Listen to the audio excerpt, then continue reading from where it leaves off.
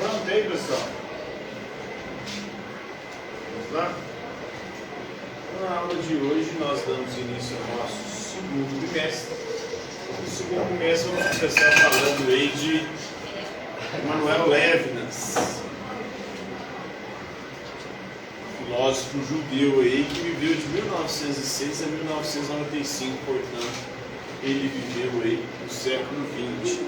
Para ele a razão vive na linguagem, ou a nossa razão, que nós chamamos de racionalidade, se manifesta através da nossa linguagem. O homem é um animal racional. E como que se manifesta essa racionalidade? Através da linguagem. Porque nós somos também um animal que fala. É através da fala, é através da linguagem que nós nos comunicamos. Mas para Levinas, essa linguagem ela precede a palavra. Antes mesmo de falarmos algo, nós já comunicamos. Só de olhar e ver o outro, já há uma comunicação nesse olhar. Então, a linguagem humana, a racionalidade dessa linguagem, ela se manifesta antes mesmo da gente falar. Principalmente quando nós avistamos o outro em situação de vulnerabilidade. Quando você vê alguém numa noite fria, passando necessidade, quando você identifica essa pessoa, você a vê, já acontece ali uma linguagem, ela já te comunica algo. E aí você tem que responder essa linguagem. Você tem que responder essa comunicação. Você pode responder essa comunicação de duas formas. Como? Ignorando ou ajudando. Mas mesmo ignorando, você vai ter que justificar para si mesmo por que você ignorou. Você vai ajudar, você pode ajudar, mas você pode ignorar. E na situação de ignorar, você vai ter que de alguma forma responder a si mesmo por que você ignorou. Porque essa linguagem ela acontece na nossa consciência, na nossa mente, independentemente das nossas escolhas.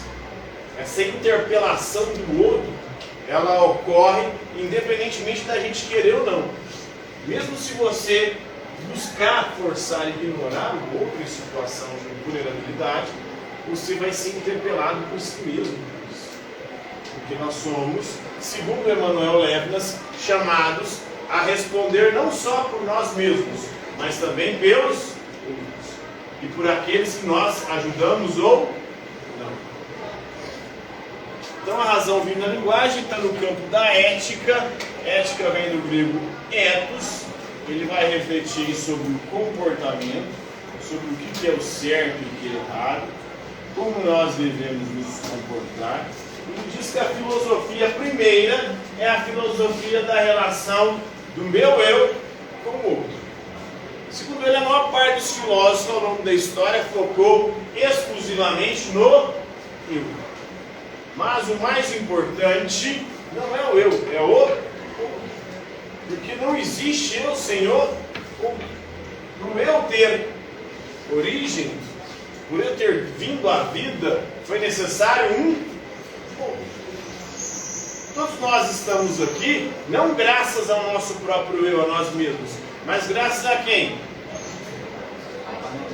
Alguém que nos pariu, né? Alguém que deu a vida a gente, os nossos pais. Então tem um outro que nos precede e que nos colocou no mundo. E ele trabalha também no campo da religião. Existe um outro primordial para aquele que tem fé, que nos colocou no mundo. Então o nosso eu, ele não é o centro do universo. O centro do universo é sempre o outro.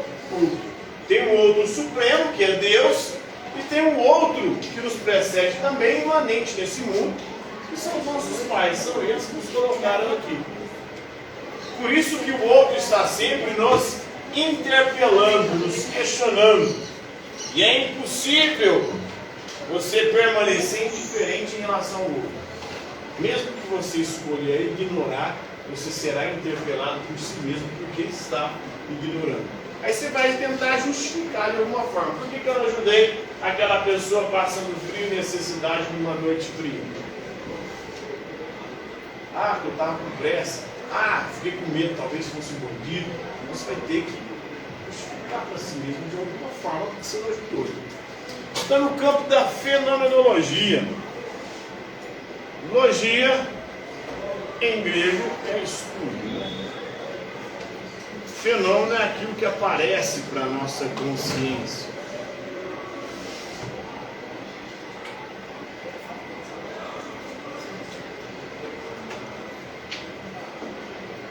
O Edmund Russell foi o fundador da fenomenologia.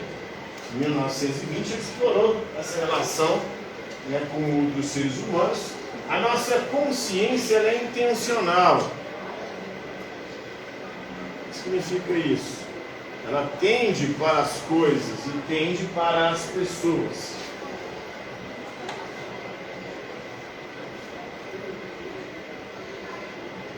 E na fenomenologia, o Russell buscava instituir um método que pudesse explicar tudo aquilo que aparece para a nossa consciência. Descrevendo tudo aquilo que aparece para a nossa consciência, isento de preconceito, tal como a gente percebe, né? Fazendo uma suspensão, o que ele chamava de suspensão de juízo prévio, que é qualquer, para que assim você consiga descrever aquilo que aparece da sua consciência. Ele explorou a nossa relação com os outros seres humanos a partir de uma perspectiva fenomenológica.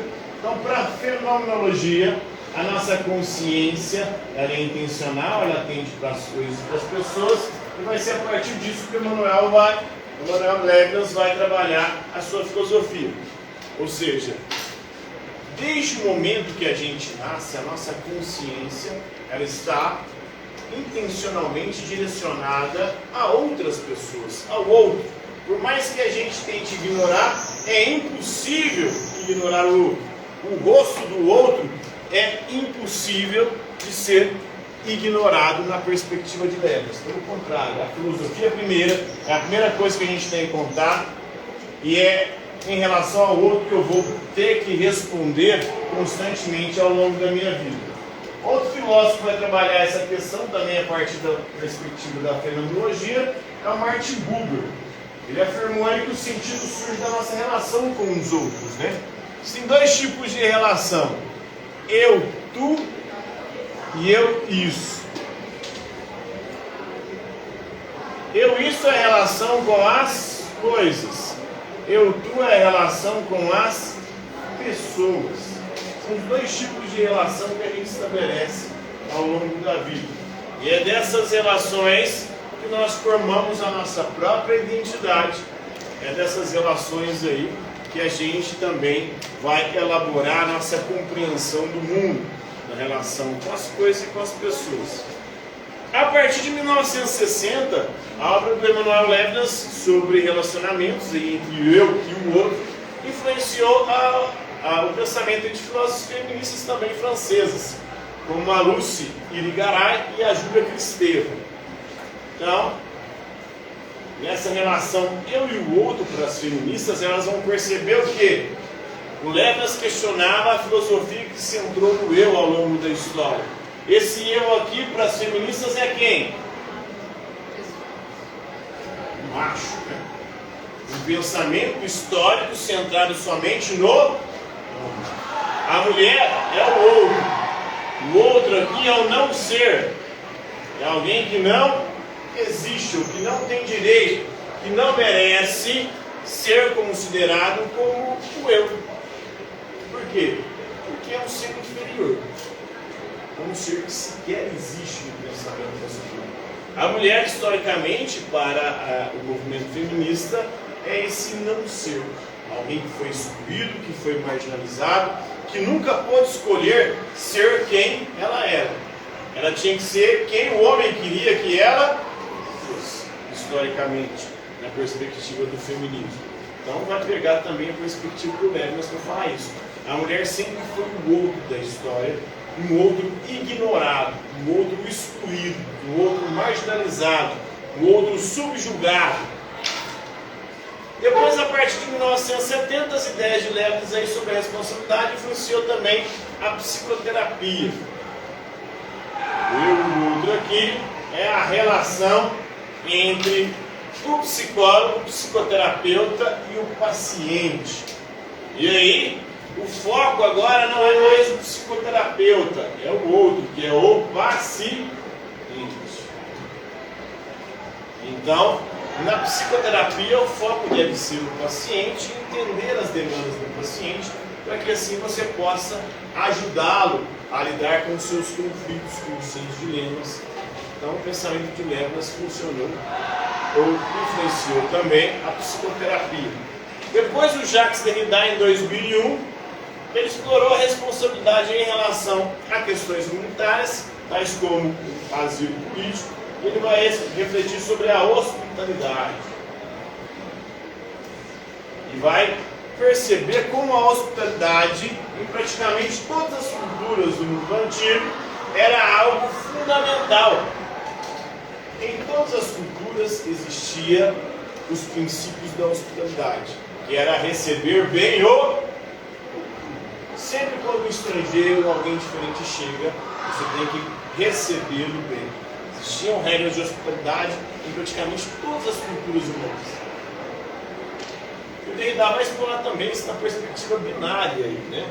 Porque ele, segundo ele, na sua desconstrução, é preciso desconstruir essa relação binária e o outro, principalmente uma relação binária onde uma parte é excluída, é marginalizada.